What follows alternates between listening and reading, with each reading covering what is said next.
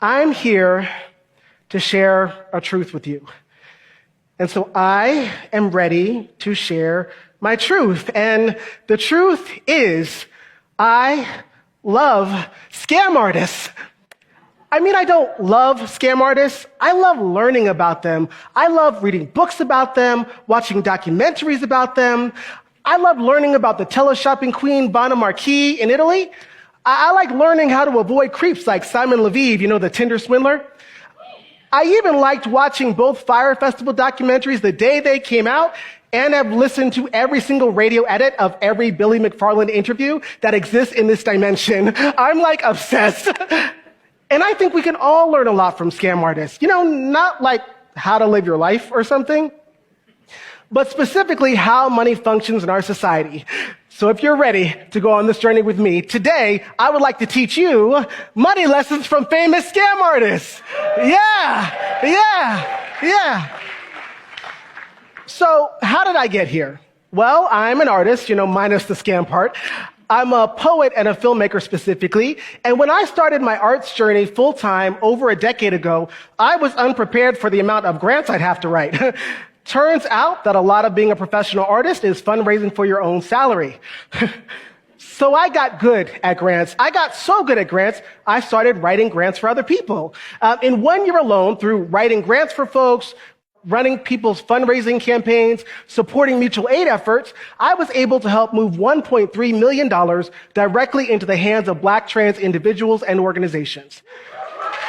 Thank you. I started consulting with philanthropic organizations on the best way to support targeted communities, and I teach reparations frameworks all across the country. So I know why people give money. And honestly, a lot of it is great storytelling, and scam artists are really good at spinning a narrative. Now, the first famous scam artist I'd like to tell you all about is the infamous Elizabeth Holmes. So Elizabeth Holmes, who founded Theranos, was able to rake in about a $9 billion valuation for a product that didn't even work. For those of you that don't remember Elizabeth Holmes, because you somehow, missed the competing podcasts, the book, the documentary, and the very public trial, let me remind you who she is. So she started Theranos under the premise that they would be creating a device that could read hundreds of medical tests through a single drop of blood. Now, she surrounded herself with government officials, venture capitalists, and a bevy of high-gloss magazine covers. What she did not surround herself with, though, were medical experts as peers, right?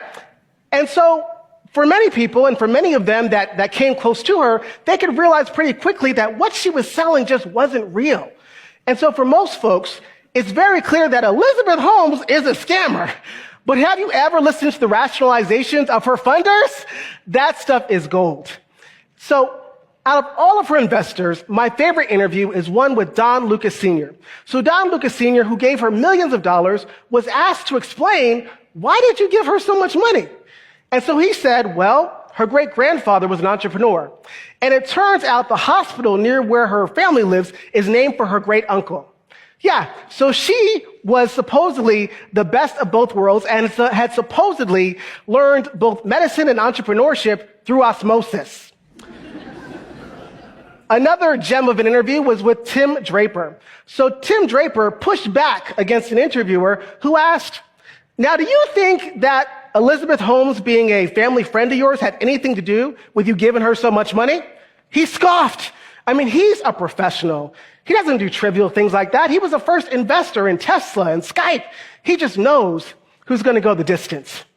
And as we know, Theranos tanked horribly and publicly after opening 40 centers at Arizona-based Walgreens locations and endangering thousands of people who got blood tests that the company knew were going to be faulty.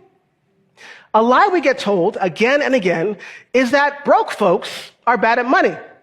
It's working class folks who make bad decisions about money. This brings us to our first lesson. People with wealth aren't better at making decisions. They get to make more bad decisions without it hurting them.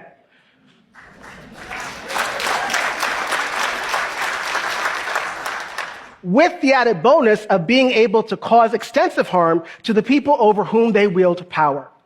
When broke folks make bad decisions about money, it only impacts them, not whole ecosystems. Okay? The next famous scam artist I'd like to talk to y'all about is the story of Margaret and Walter Keane. Now, in the 1960s, Walter got famous for painting. But guess what Walter doesn't do? Walter doesn't paint, okay? He steals all of the work from Margaret, right? And these beautiful pieces, known for their resonant features of children with big eyes, were shown off at clubs, at festivals, even at the UN. They made him millions of dollars. He even had celebrity clientele, such as the Kennedy family. Because of the difficulty of being taken seriously as an artist who was a woman, it was easy to erase Margaret from her work. Walter even was able to convince her that this was the best way to get her work seen at all, which brings us to our next point and lesson for the day. In an unjust society, our social identities are often used as markers to decide whether we are worthy of being taken seriously or deserving of financial and other resources. Okay? And when I'm saying other resources, I'm saying sometimes it's money, sometimes it's food, sometimes it's housing, sometimes it's water. The next story that's coming up to me actually is not a scam artist story per se, but a triumph over scam artist story, if I can diverge just for a little bit. Is that okay? Yeah? And so I'm thinking so much about the story of Carlette Duffy. So Carlette Duffy is a black woman based in Indianapolis. And in 2020, she decided that she needed to refinance her home. And so when she did that, she had two appraisal teams come down, and they both undervalued her home extensively, the lowest appraisal being at $110,000. So she had an idea. She took down every picture of her family from her home. She removed every single piece of artwork that depicted black people. She removed all of her hair products, and she called a friend, a white man that news outlets simply refer to as Hank. Well, don't you know that when Hank stood in for her at the next appraisal, her home went from being worth $110,000 to $259,000. Does that sound like a scam to you? Because it sounds like a scam to me. And in that story, what I think also comes up is how common that scam is. And it is one that's based in redlining practices and white supremacy culture. Now, the next and last scam artist that I would like to share with y'all is the amazing Anna Sorokin, aka Anna Delvey. Okay? Yeah, so some of y'all are fans, I can tell, okay? Hide your wallets, okay? And so, so Anna Delvey pretended to be a German heiress, and she owned most every space she went into. She took the New York scene of financial institutions and socialites for a ride that would cost them $275,000. She lived in sprawling apartments. She flew on private jets. She vacationed on yachts. She ate meals that cost as much as my rent. She said she was rich, she looked the part, and so as a result, people felt compelled to give her more money. Think of how ridiculous that sounds. Because she said she was rich, she looked the part, people thought she also needed their money. Whether a gift or a loan, Anna would always promise to pay people back that decided they wanted to help her in supposedly urgent situations when she wasn't able to access her totally fictional but supposedly sprawling fortune. What Anna's story reminds me is this next point.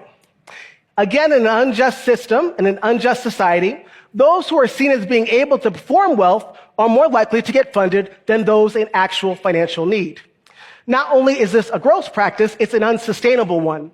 In 2014, a study found that overconsumption and economic inequality leads to the collapse of civilizations.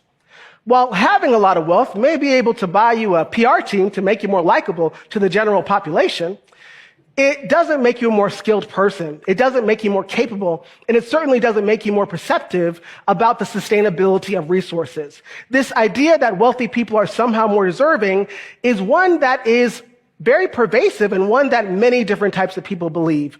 In this society, because of all the systems we live under, lots of broke folks also believe the idea that they are somehow less worthy than their wealthy counterparts.